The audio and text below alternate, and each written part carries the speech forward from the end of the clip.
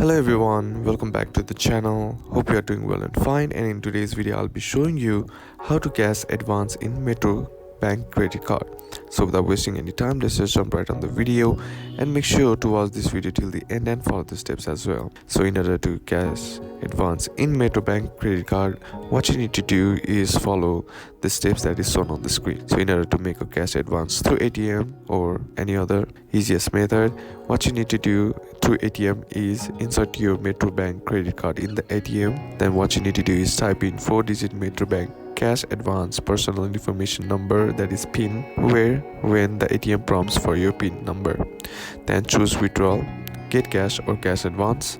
Press the amount you wish to avail of, and then please take a note of the corresponding ATM's limit per transaction. Once that's done, press OK or confirm when done. Get your credit card before the cash. Your cash advance PIN is system generated and cannot be exchanged. Carry advance limit is part of cardholder's total credit limit. Cash advance fee is 3% or PHP 600 peso amount or USD $12 amount, which is higher.